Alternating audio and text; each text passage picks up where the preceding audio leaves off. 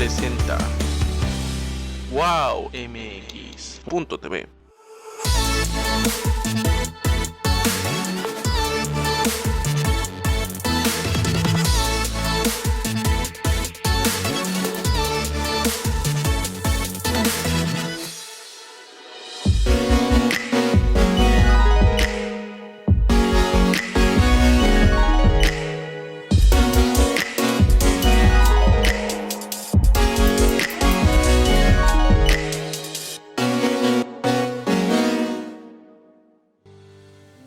Buenas tardes amigos de En Tus Propias Palabras, soy Alejandro Ruiz y el día de hoy vamos a tener un programa muy interesante. Normalmente nosotros en la escuela, conforme vamos estudiando, investigando, etcétera, siempre nos quedamos con la historia que narran los libros y con la exactitud de las fechas que también ahí mismo se plasman. Sin embargo, hoy quisimos hablar con un gran amigo académico, Emilio Aguilar. Te saludo, Emilio. Mucho gusto. La verdad es que es un placer estar aquí. A ver qué puedo aportar. Pues, Emilio, hay bastantes inquietudes, porque, por ejemplo, nosotros podemos hablar de la historia con cierta certidumbre, realmente a partir de que tenemos todos los documentos impresos y hay una veracidad en cuanto a sus fechas, por los mismos documentos, por los mismos señalamientos que existen y que se desprende realmente la verdad de las fechas, la verdad de la historia. Sin embargo, aquí yo te iba a preguntar, como académico, como gente que haya estudiado, investigado y analizado el contexto de la historia, si nos fuéramos más atrás de 1700, 1600, ¿qué tan ciertas son las fechas, jugando con las palabras, las fechas ciertas que se manejan y que maneja la historia? Pues 1700, o sea, siglo XVIII, pues es muy cercano. Quizá tuviéramos que ir pues, hacia hace 2000 años, ¿verdad? En el siglo I de nuestra era, o quizá más antes. De hecho, pues la historia empieza cuando empieza la escritura. Y al momento en que empieza la escritura, pues hay registros. Y al haber registros se puede hacer una investigación histórica. Pero, por ejemplo, perdóname que te lo diga, yo me refería a 1700 porque todavía hay documentos reales, legítimos y todo.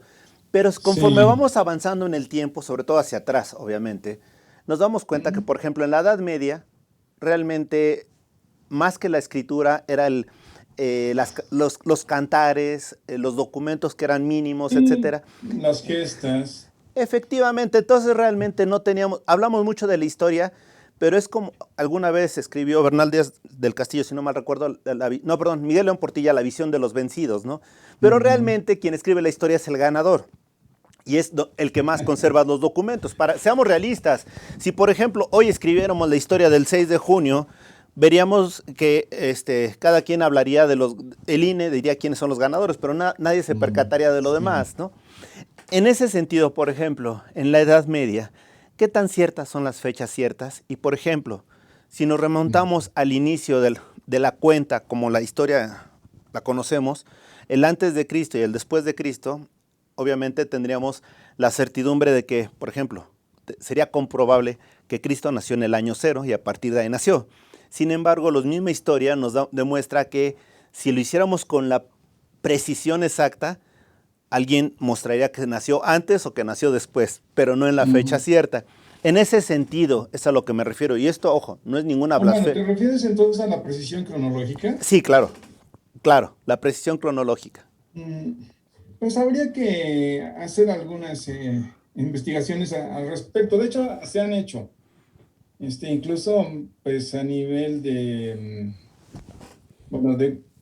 cronología, pero con ayuda de la astronomía, por cierto.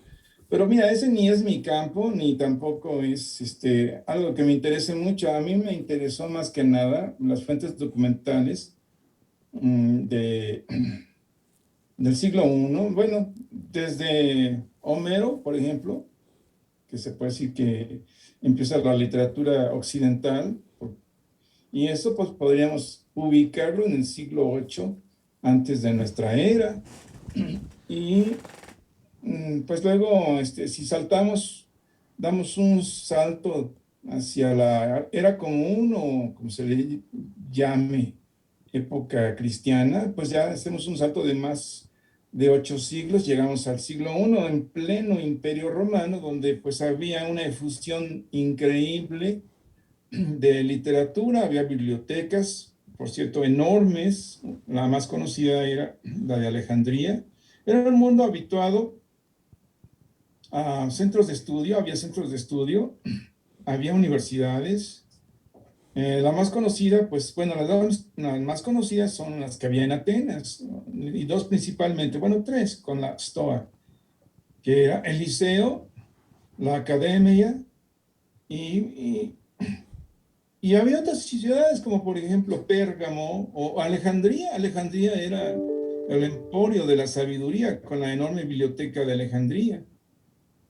Era un mundo lleno de libros, no como ahora, porque los libros no se imprimían, todo era escrito a mano.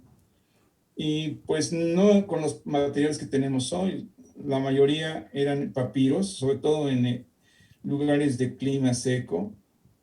Y en Pérgamo, por ejemplo, pues eran en piel, de ahí la palabra pergamino. Y realmente los libros eran caros, porque si no cualquiera podía disponer eh, una suma para comprar un pergamino, pero por ejemplo el papiro era mucho más barato y, o incluso se llegaba a escribir cuestiones así de recados, pues en tabela, se les decía en latín, que eran tablillas recubiertas de cera y con un estilete se grababa ahí el mensaje y se mandaba con un tabellarius, que era como el correo de aquellos tiempos.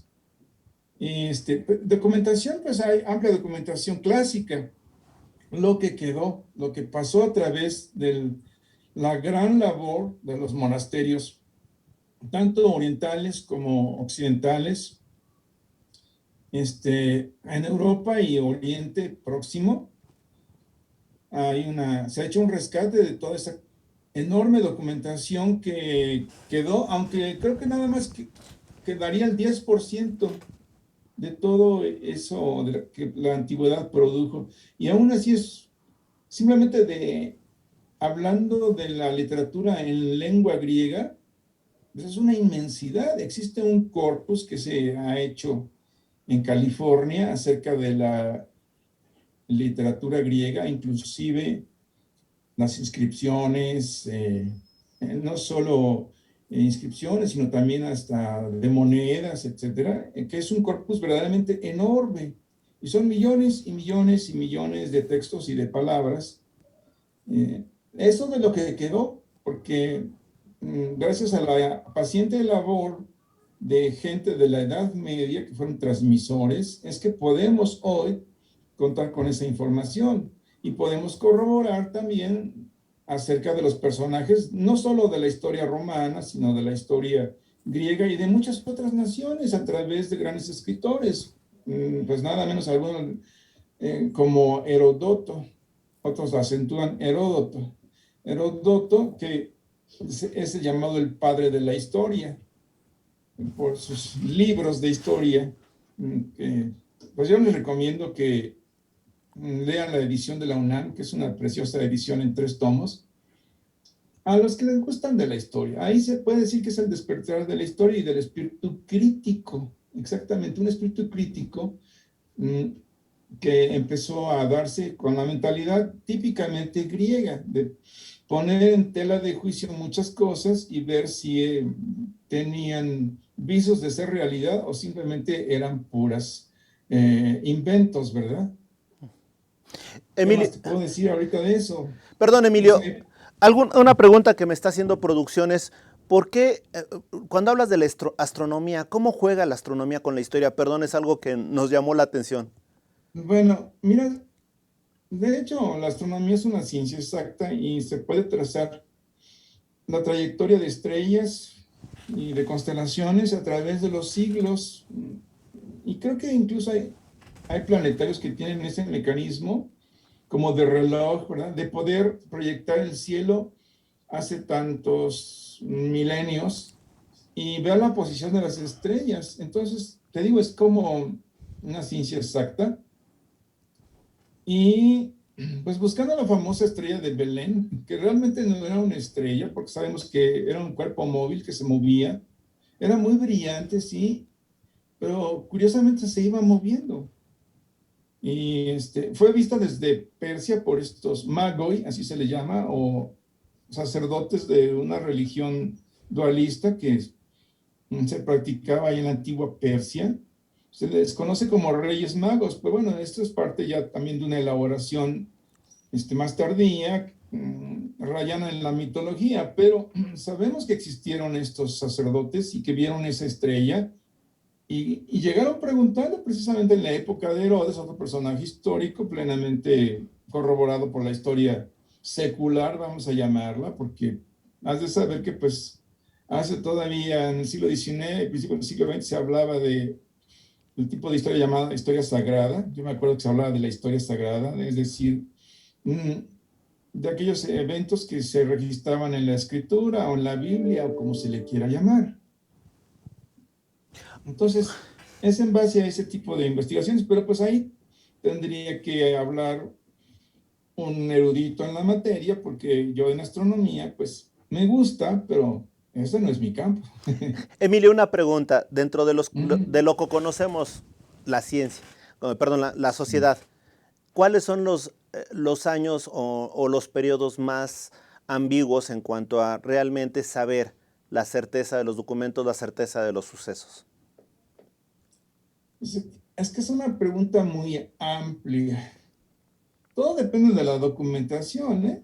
Por ejemplo, si estamos hablando de la cultura maya, pues sabemos que desgraciadamente los códices fueron destruidos y lo que nos queda es lo que nos viene a dar un poco de información acerca de esa cultura y gracias a eso, pues no me acuerdo el nombre de este genio ruso que desentrañó la escritura maya y gracias a él y posteriores investigadores es que se ha podido saber mucho más de esta cultura tan misteriosa. Bueno, lo era más, ahora podemos saber incluso hasta de las guerras, los nombres de sus líderes, etcétera. Pero yo diría que ahí está un clásico ejemplo de cómo a veces no sabemos mucho de culturas de las que quisiéramos saber mucho más por falta de documentación y también por falta de traducciones, porque no, se ignoraba cómo interpretar la escritura maya.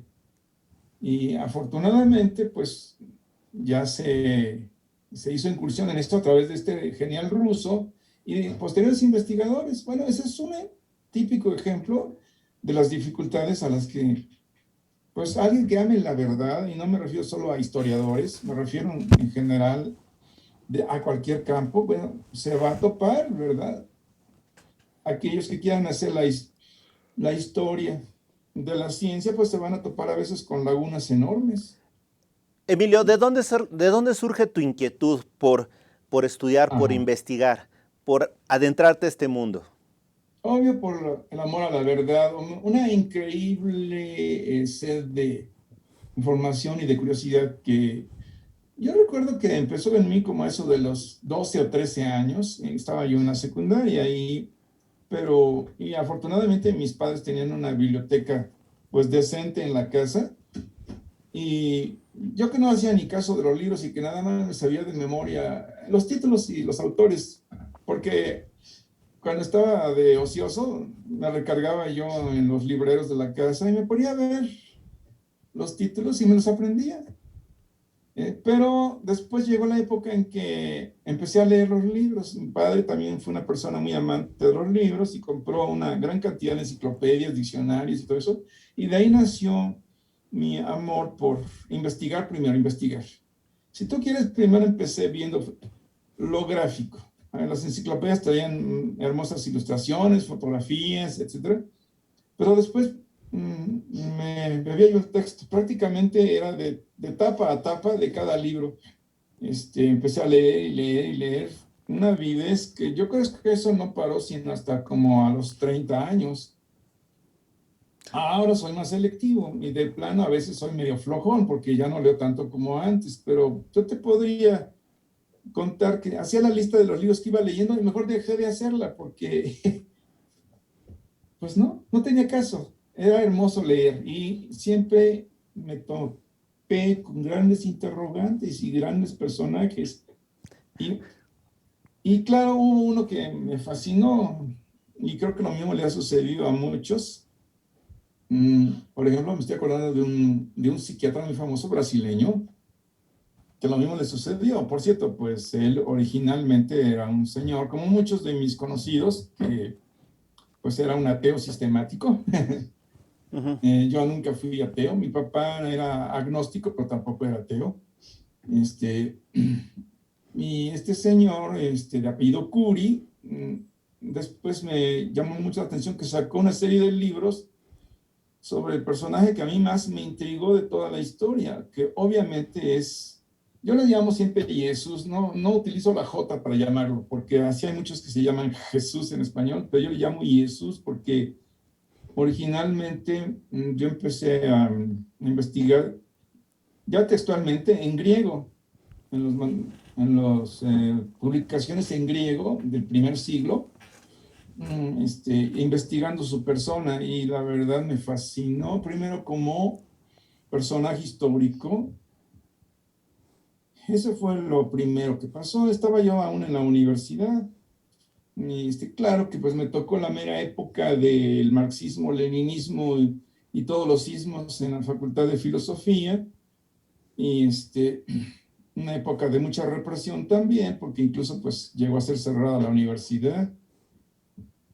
Pero pues a mí me tocó esa época y no obstante eso, siempre persistió en mí esa curiosidad por las entidades históricas, los personajes históricos, pero principalmente el mismo que llamó la atención de el psiquiatra Curie. Eso es lo que te puedo ahorita comentar así de rápido. Oye, pero perdón, nada más un comentario, ahorita regresando a lo que es la situación del personaje y de la persona que te llama. Jesús.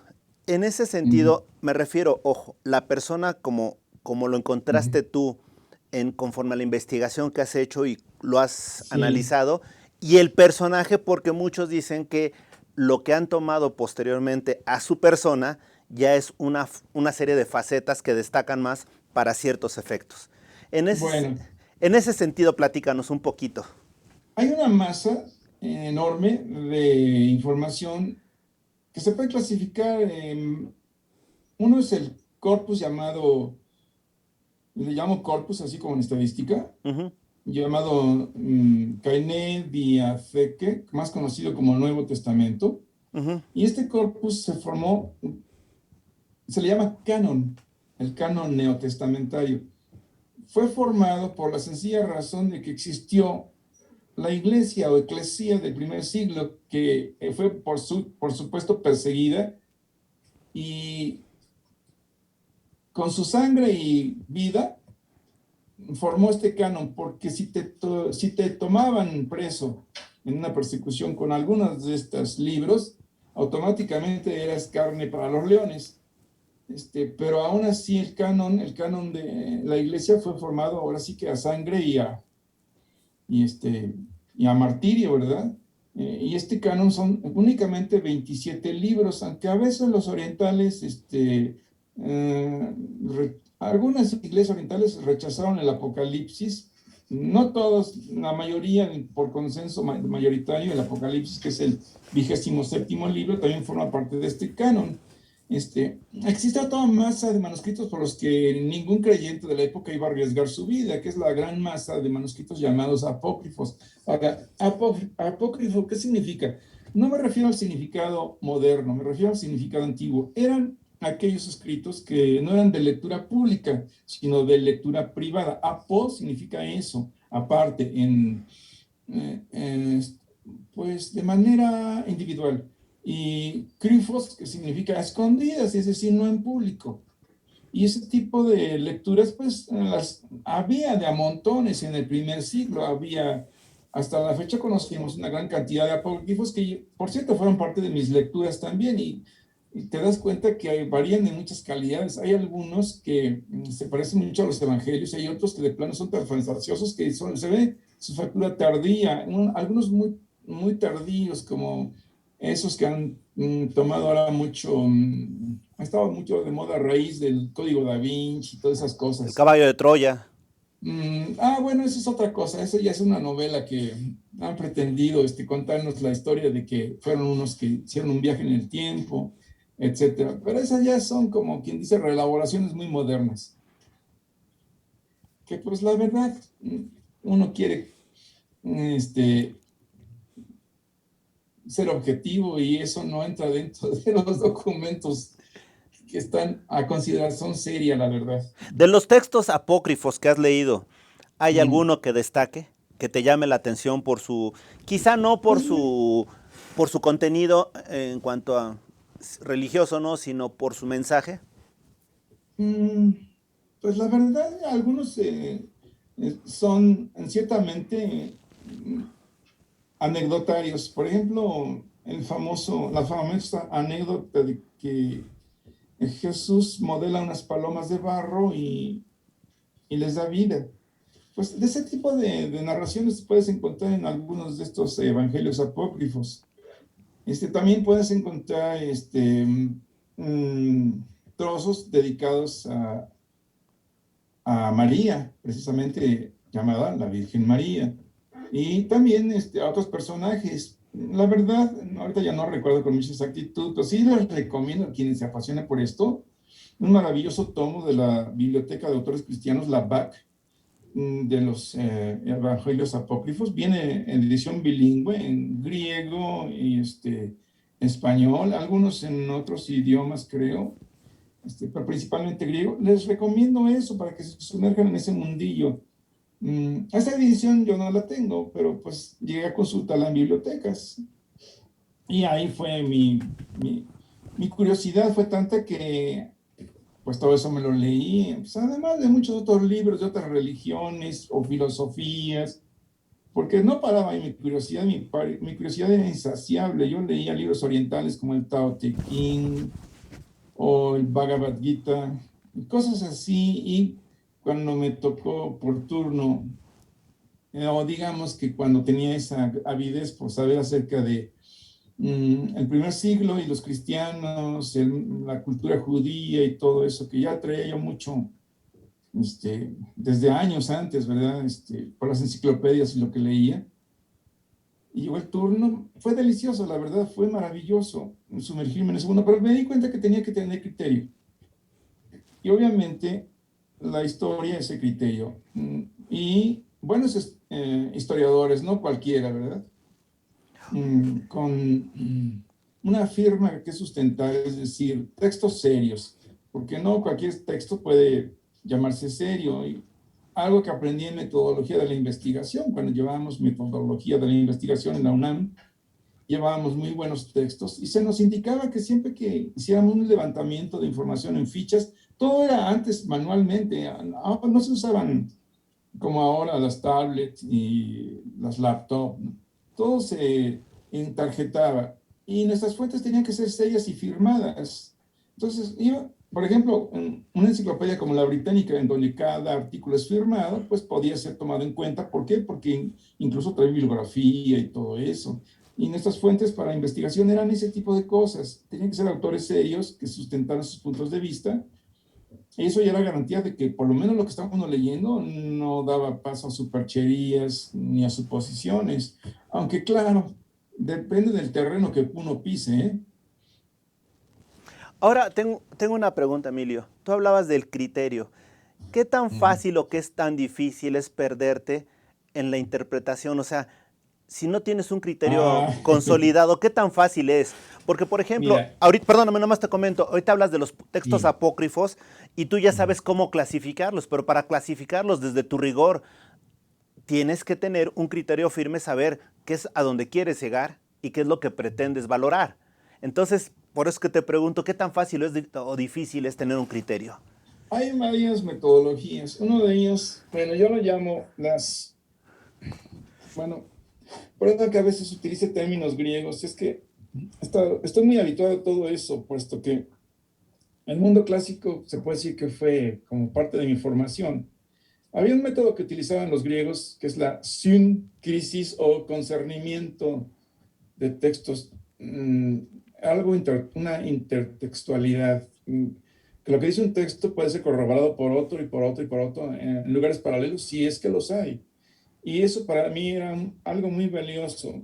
Simplemente en el propio canon, que son los 27 libros, eh, con un respaldo impresionante de manuscritos desde el siglo primero, hay retazos pequeños, pero los hay, de unos pocos años después de los apóstoles, en el siglo II, siglo III, que ya vienen siendo, son papiros muy antiguos, e incluso los maravillosos unciales o textos unciales como el Sinaiticus y el Vaticano. Bueno, todo eso es una documentación que tiene que haber para que un texto sea considerado serio y aparte esa intertextualidad de que remitir los textos unos con otros y siempre te lo vas a encontrar en cualquier Biblia que tú encuentres, las referencias, se le llama referencias, que quizá por números o por letritas se va leyendo el texto y sale una letrita y esa letrita te lleva al pie de página donde te remiten a textos paralelos, ya sea en el AT o Antiguo Testamento o en el, como le dicen modernamente, NT, Nuevo Testamento. Yo le llamo Kainedia Feke por la sencilla razón de que yo lo investigué.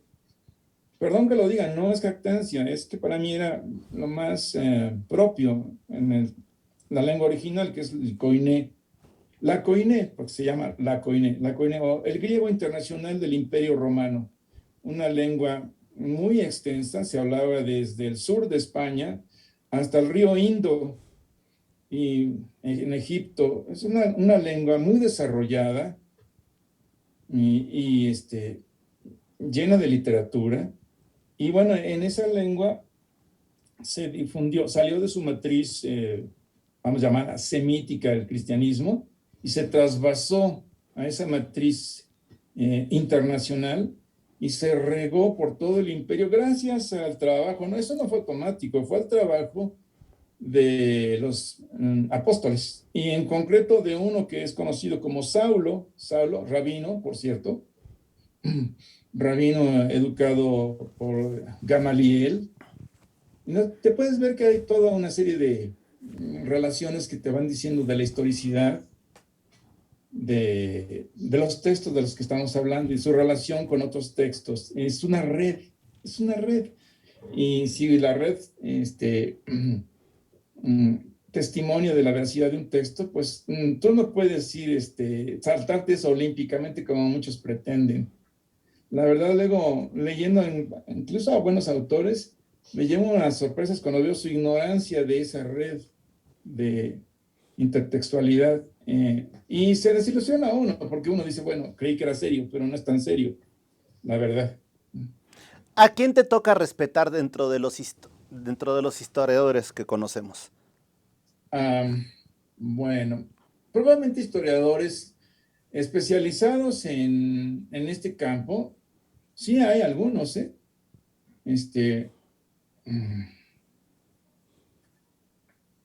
Déjame ver si hay alguno. Ahorita no recuerdo muchos nombres, porque estas son bibliografías especializadas, sobre todo por libro. Uh-huh. Bueno, Arnold Toynbee es uno de ellos, pero él más bien es más general. Me acuerdo de un francés, ahorita no me acuerdo de que leí mucho.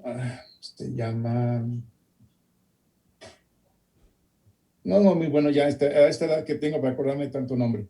Pero existe una gran cantidad de historiadores que han dedicado buenos libros acerca de esta época.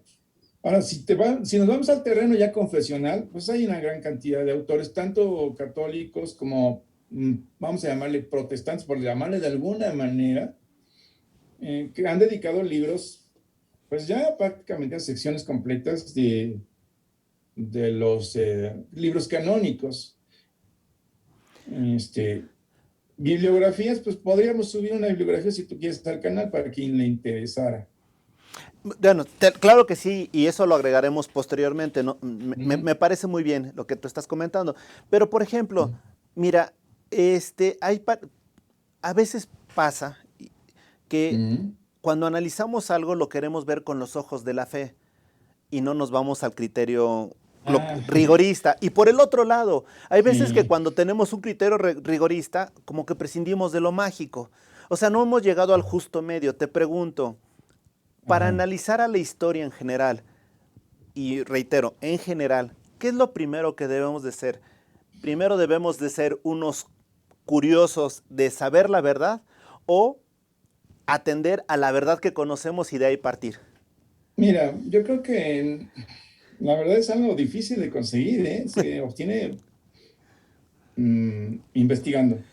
Y tiene uno que amar la verdad, porque no todo lo que reluce es verdad. Y tú yéndote al terreno confesional, también te das cuenta que una cosa son los textos y otra cosa es la maraña que se ha hecho alrededor de ellos. Podría yo llamar los caminos religiosos, por llamarlos de alguna manera, sin que tache yo, eh, sin que marque yo negativamente el término religioso, no lo estoy marcando negativamente, eso es algo que respeto, pero sí tiene uno que ser ciertamente objetivo, y yo creo que yo me pasé de objetivo porque era tan objetivo que pierde uno ese calor. Y me di cuenta que lo había perdido, sobre todo por la soberbia humana que encuentra uno mucho en los campos del conocimiento. Vamos a llamarle, por ¿qué podemos? La cienciolatría, vamos a llamarle así.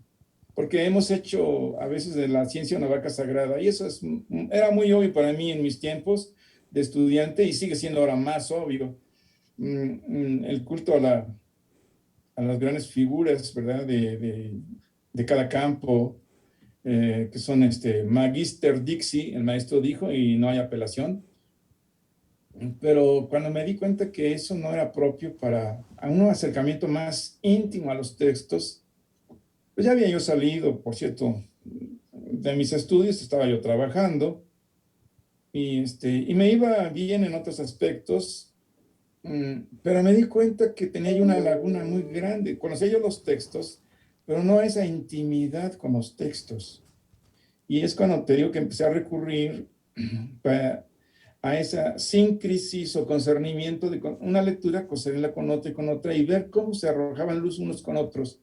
Y ahí en ese proceso no contaba yo con algo. Ujú. Y es que, bueno, he leído muchos libros religiosos, entonces el Bhagavad Gita, por ejemplo, el Tao Te Ching, uh, los Gathas de la literatura um, iraní, o irania, vamos a llamarle más bien, hasta el libro de los muertos egipcio, no el de los lamas, no. El libro de los muertos egipcio, una edición preciosa inglesa. Conocí esos textos, pero nunca me ha pasado que quisiera yo meterme, bucear en lo profundo de los textos originales de la Kainé Diatheke, así le llamo, o Nuevo Testamento. Y sobre todo con un espíritu de humildad, porque llegan muchos con un espíritu de soberbia. Por ejemplo, de soberbia clásica, pues la de Voltaire. Yo leía a Voltaire y me daba risa lo que decía, la verdad, porque sí, era una gran iluminaria del siglo de las luces, pero no sabía nada realmente de esos textos tan maravillosos. Eh, y me olvidé de él y de otros, mm, por muy grandes figurones que hayan sido. Y intenté el camino difícil, pero creo que es el mejor. Uno es mi persona, no metiendo en medio a nadie más, ni siquiera un sistema de pensamiento, X o Y religión, sino mi simple persona y el personaje central, por ejemplo, de la Academia de que sabemos quién es. Y ir con ese espíritu de saber quién eres y qué eres. Quién eres y qué eres. Y pues me topo con muchos de estos textos que están ahí en el griego original y ya traducidos después a otras lenguas, al latín y obvio al español. Y te encuentras que no puedes quedarte neutro, no puedes quedarte frío. Bueno, eso me pasó a mí, no sé, a otros se quedan tan fríos como siempre. Yo digo que depende mucho del alma de cada quien. pero cuando yo vi que dice, uno de los textos centrales dice, Udees ergetai pros ton patera eime diemu. Nadie está viniendo al Padre, y ahora está hablando de su Padre, eime diemu, sino a través de mí. Yo dije, ahí está la metodología. O sea, no me puedo acercar a este Dios que está detrás de este libro si no es por medio de Él. Y fue cuando se me ocurrió la brillante idea de desechar unas ediciones interlineales que por ahí había estado yo utilizando, que eran griego e inglés, y dije, me voy a conseguir un texto, el mejor texto griego que haya, en un texto crítico, así se llaman esos textos, Sí. que por cierto son impresos en Alemania. Me voy a poner a leer el puro texto sin nada de interferencias modernas o ruido moderno, decía yo. Y me fui, me conseguí el texto y se me ocurrió regresar a la UNAM, a la Biblioteca Samuel Ramos, la querida Biblioteca de Filosofía y Letras, y me volví a sentar como me sentaba yo cuando era yo estudiante ahí en esa facultad, y abrí la Canedia Ceque, pero yo dije, a ver, pero no voy a ponerme así como si fuera cualquier otro libro, porque este libro yo ya vi que es un libro único. No lo puedo ni siquiera comparar a otros libros que los considero inspirados, pero no precisamente por Dios. Otros libros maravillosos que leí, pero que están lejos de Dios. No voy a decir porque no quiero ofender a nadie. Ok.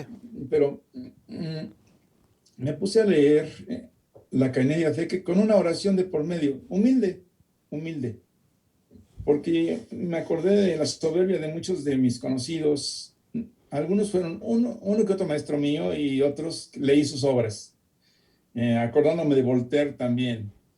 Y dije, no, uno tiene que llegar humilde porque los humildes tienen cierta luz que les reluce que no logran los soberbios. Y si algo quedaba bien claro es que los textos son como canales de transmisión de información, pero hay algo más detrás de ellos. Yo había captado por muchas cosas que ahorita no te puedo platicar de los textos originales hebreos y griegos, tienen algo que no tienen los demás textos que he leído. Mira, he leído textos en sánscrito, que es la lengua sagrada de la India, mis respetos, una superlengua maravillosa. He leído textos en latín y a veces con ayuda de traducciones, porque no es tan fácil leer el sánscrito, por ejemplo. Pero, por ejemplo, los Vedas, o, por ejemplo, los libros de los muertos, el libro de los muertos egipcio, ayudándome del egipcio y del inglés, del egipcio antiguo, tal como Sir Wallis, ¿cómo se llamaba este señor? Richard Wallis. Bueno, él lo publicó en el original inglés, pero no nada parecido con la Canedia Ceque. Entonces fui humilde y le dije al Dios de la Biblia, con toda la humildad que pude y sincero de corazón, nada de hipocresías, que quién realmente es. Y Jesús, se lo dije en griego, por cierto, le dije en griego, en hebreo, ya no me acuerdo, le dije en griego, Tis ho Jesús estin. ¿Quién es Jesús? Kai ti estin. ¿Y qué es? Por cierto, una palabra que se usaba mucho en la filosofía griega. To ti estin. El que, la esencia de algo o de alguien, se dice to ti estin. Y curiosamente, con esa oración hecha de corazón, me puse a leer la Canedia Ceque. Yo siento que fue lo mejor que pude haber hecho en mi vida, porque nunca había hecho semejante metodología, si se le puede llamar así. Y me puse a leer y se me movió todo mi mundo, porque empecé a tener niveles de comprensión que nunca había tenido sobre las mismas palabras que había yo leído antes, por medio de interlineales, etcétera.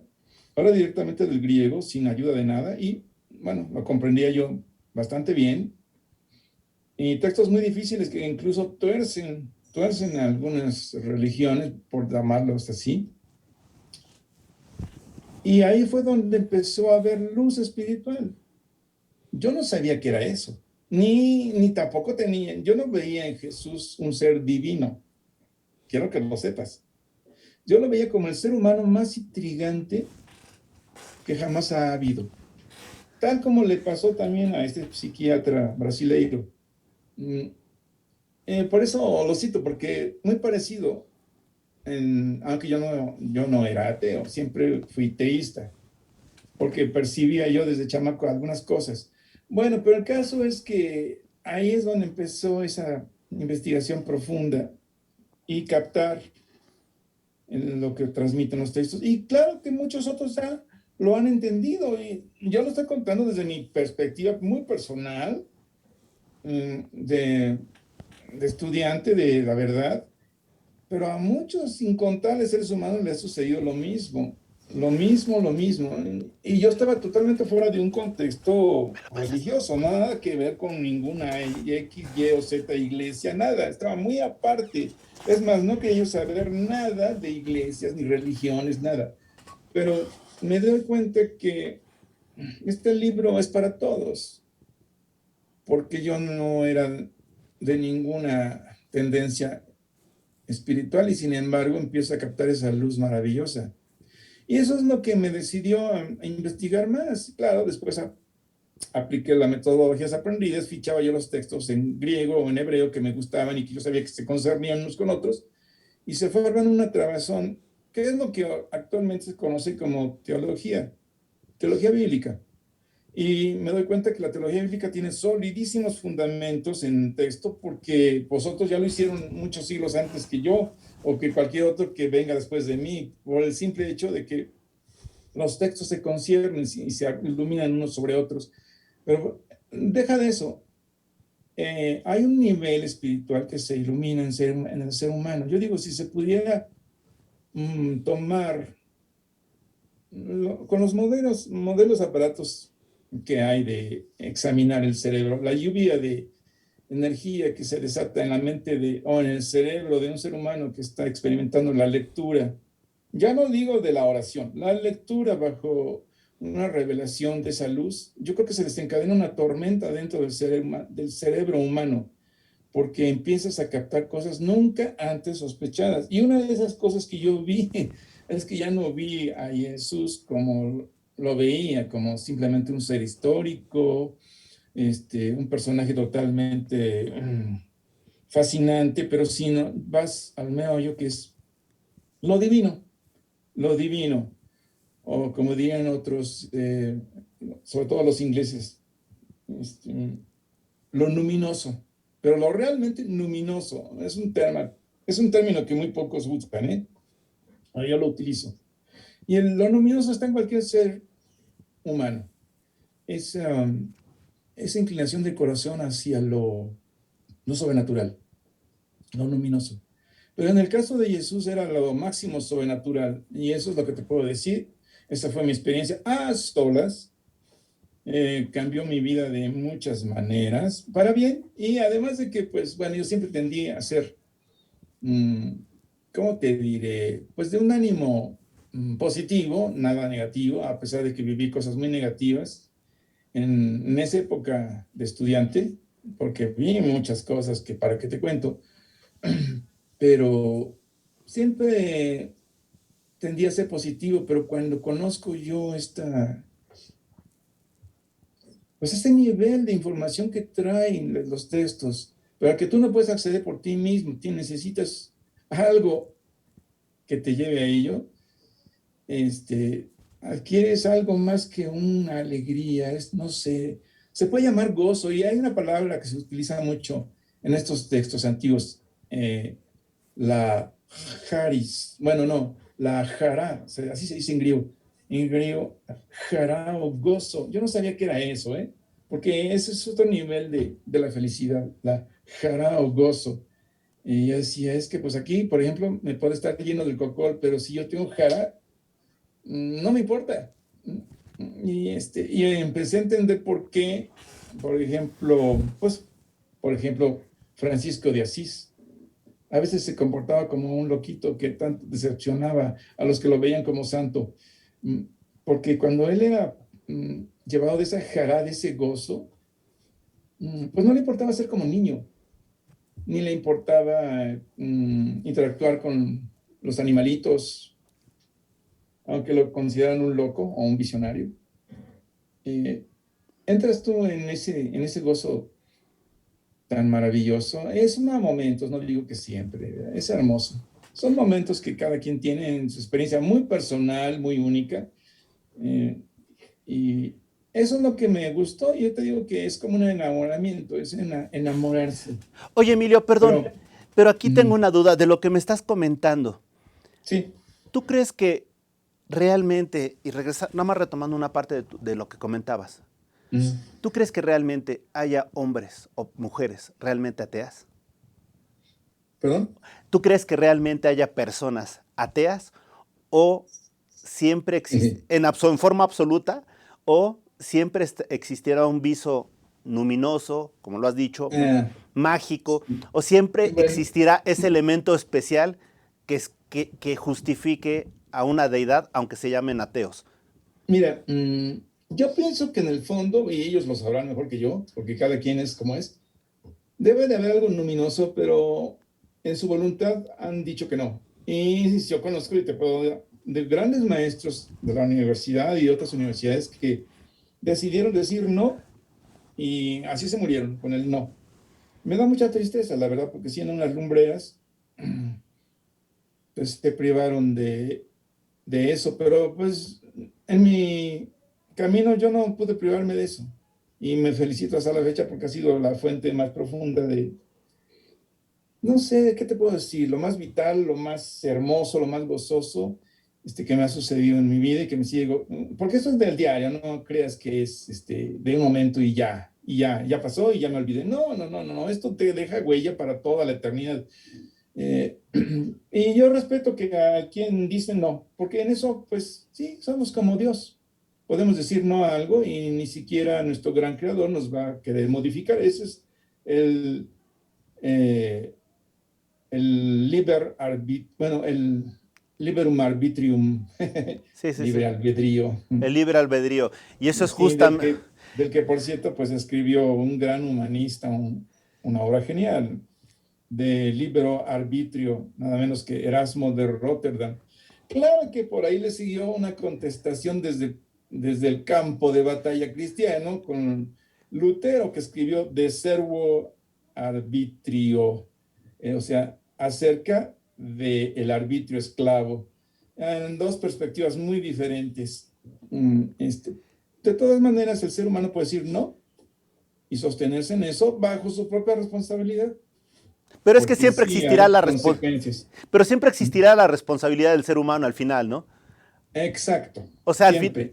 o sea, el libre albedrío te da la posibilidad de decidir por ti, pero siempre vas a Ujú. tener una responsabilidad, decidas o no, siempre habrá responsabilidad para el ser humano, ¿no? Sí, es algo que se aprende cuando empieza uno a estudiar la ética, bueno, ya desde el nivel de prepa. ¿Por qué es uno un ser ético? Pues porque existe algo que se llama mm, libre albedrío y existe algo que se llama responsabilidad. Y ahí son las fuentes del derecho y de la religión también. Emilio, me encanta la plática y fíjate que justamente concertábamos esta charla, fue Mm. porque yo te lo dije, si algún día en mi universo imposible pudiera entrevistar a alguien, ¿te acuerdas que lo habíamos platicando? Yo dije, bueno, si me dieras a escoger sería Jesús. Y obviamente ante la Sí. imposibilidad, por eso es que comentamos precisamente esta visión histórica, un tanto desligada de la religión, pero al final justificamos esa Ujú. luminosidad que nos has dicho, lo cual me da mucho gusto. Y nada más, hay una pregunta que me queda. Emilio, en tus propias palabras, ¿quién eres? Bueno, antes que nada yo me considero un ser espiritual y tengo mi alma de la cual soy responsable y vivo en este cuerpo y lo que me anima es precisamente que esa vida que encontré a ese nivel profundo espiritual, porque yo no sabía que tuviera un espíritu hasta que lo sentí. ¿Mm? Mi alma la sentía profundamente y un vacío muy fuerte en el centro, no sé cómo se le llama, el ánimo, que por cierto es algo más de la especie humana que individual, el ánimo. Pero hasta que empiezo yo esta investigación y siento mi espíritu, te puedo decir que básicamente soy un ser espiritual, un espíritu, y que tengo mi alma, obvio, porque eso lo sé desde niño y lo sentía yo perfectamente y no te voy a contar cómo. pero siempre lo supe yo desde que ya tenía razón. Por eso nunca pude ser ateo. Yo digo, si algunos de mis maestros hubieran tenido las experiencias que yo tuve, quizá nunca hubieran dicho ser ateos. Ah, pero Agnóstico. ese es otro tema. Ahora viene una pregunta, ya estamos por irnos, nada más te pregunto, si habláramos en porcentajes, ¿cuánto sería de ti, de tu 100% la luminosidad, perdón? Pues no te lo podría decir porque es que a un nivel profundo es todo. El espíritu es perfecto. En cambio, nuestra alma no, nuestra alma es como un camino que se va perfeccionando, según tú quieras, ¿eh? Porque hay unos que ni siquiera saben que tienen que perfeccionarse en esta vida o andar ese camino. Y a veces llegan al último momento y es demasiado tarde. Excelente, gracias Emilio. Pues ya vieron amigos, qué padre es platicar con un gran amigo Emilio Aguilar y sobre todo No, darnos pues cuenta. al contrario.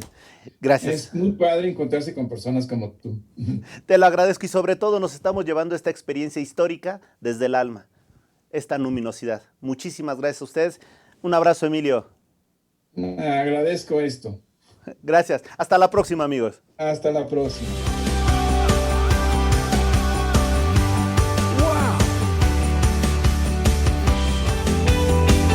Wow MX.tv.